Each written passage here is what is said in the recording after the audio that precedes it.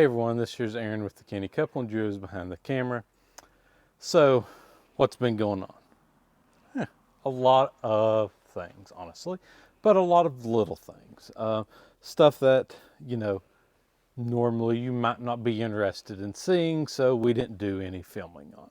So, let's talk about everything that's been going on this past week and a half. But before we get started, we'd really appreciate if you hit that like and subscribe button.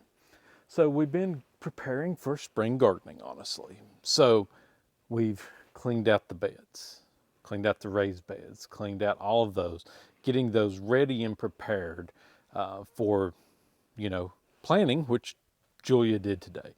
So tell them what all you planted today. I planted carrots, beets, and winter greens. Yep.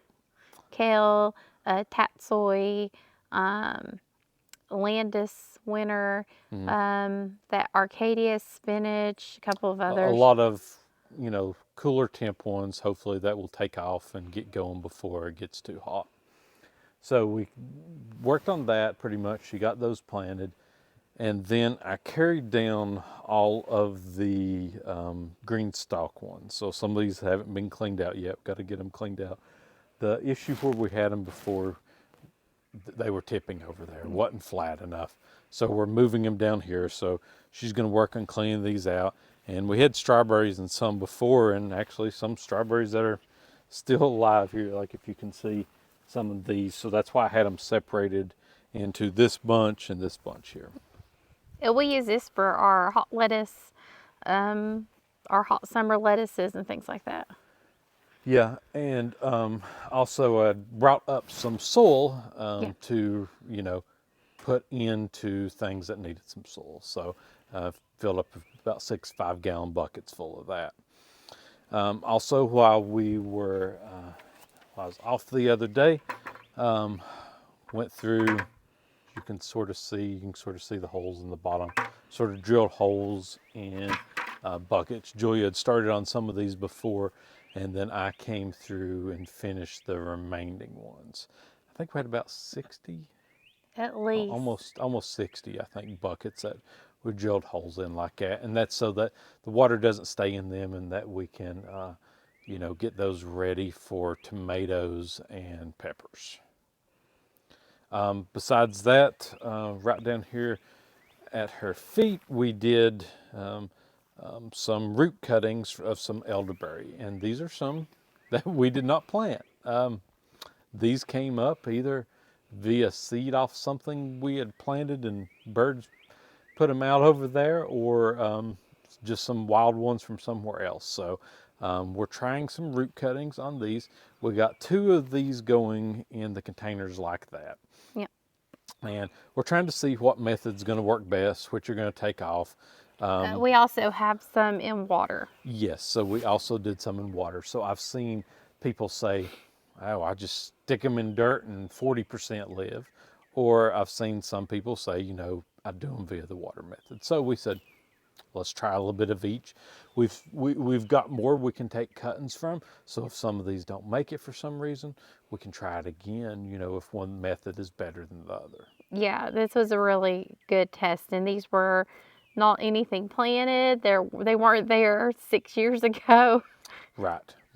So, hopefully some takes off. Hopefully we can get some planted and actually get elderberries going on the property for once. So we also planted the potatoes. Oh yes. So last week too, if you saw me Broad Fork, the video there, Broad Fork the potato patch. It took me about a couple of hours to get through Broad Fork and all, and then we planted our potatoes there, and we planted 50 pounds of Kennebecs and 50 pounds of red Pontiac. Yep. I guess it's Pontiac. I think that's how you say that one. I think so. I'm not entirely sure. Yeah. So either way, we planted 100 pounds of seed potatoes there. I would say we probably have 40% of our garden planted now. 30? I would lean closer to 30. 30%, which is a good start. Yes. Yeah.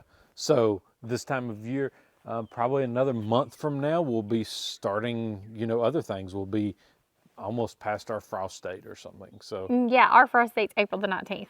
Yep. So So we figure about the into April. end of April, we'll start planting some of our other seeds, getting some other stuff started outside. We have a lot of the beds for that stuff ready as well. The only one we haven't touched yet out of all the beds is the sorghum one beside the greenhouse. And I need to put on some special clothes for that one. It's got all kind of little sticky things that grow in that bed for some reason that we can't get rid of. So I need to go through it and sort of strategically get those out without getting them all over me. But if you get them on you, on your clothes, a comb. Comb works. A comb works. Believe it or not, a comb will get them off. Yes, so lots of little things happening there. Make sure to tune into the podcast at the end of next Thursday here, and you'll hear about. Stop that cat! not on the new trees, but you'll hear about what else we did during our last week off. We went to our first big homesteading conference. Yeah. So besides that, we've got some. We don't know about our apricots. They got hit by Two frost at two least. frost. We don't think that they made it. We don't know about the blueberries yet and the peaches. Blueberries were looking okay. Peaches maybe. So hopefully we have some, but it does look like the frost did get hard freeze did get the apricots again. But we'll know for sure later on. But that's the way it's looking right now. Besides that, we've got some honeyberries in bloom. Yes, the honeyberries they're are. starting. We'll do a video on those here soon because they're our first first producing of the season. We usually have them. Did they produce before the gummies? Yes, they do. Okay. So we'll have them in early to mid-May is when we'll have those. We used to clear out. We didn't realize honeysuckle had gotten up in them, and they grow really well in honeysuckle They're areas. close to a honeysuckle. I would think you could consider them a honeysuckle blueberry mix almost. And where honeysuckle grows, they grow extremely well. I mean, they have done very, very well in this little patch. Yeah, so we'll have some of the honeyberries going there. And I think that's all we had. Was there anything else you had going on in the house that we forgot? In the house? No. It's been mostly... She's been playing around with sourdough some more. Yeah, I made some more sourdough bread. I started that again. Or I've started 3 more loaves. And it's worked out really well. It's been good. Yeah. Well, our plants, while we were going on our trip, almost doubled in size without any light on them, which they look amazing right now. That's one thing she's going to work on here in a few minutes is, watering those to get them wet again.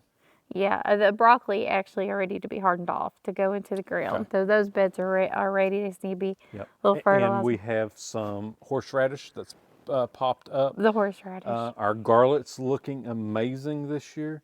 And we've had a little bit of rhubarb come up. We've had trouble with rhubarb. We'll see if this one does anything or not this year, but we have had some pop up. Yeah, it's like we found the perfect spot, then we had to dig it up. We had to dig it up when we had the water line problems.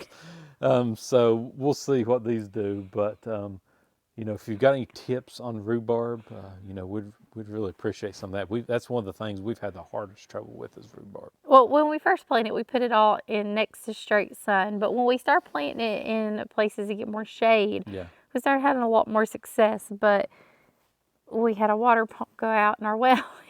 That caused problems, and the cat is rubbing up against there. I know.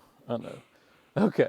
Well, if you've got any comments, questions, anything you want to see in a future episode, you can either leave them down below or send them to thecannycouple@yahoo.com. Make sure to go over and check out our link tree, which has all of our other content. And as always, thank you for joining us on The Canny Couple, where we work hard, live simple, and enjoy life. Have a wonderful day.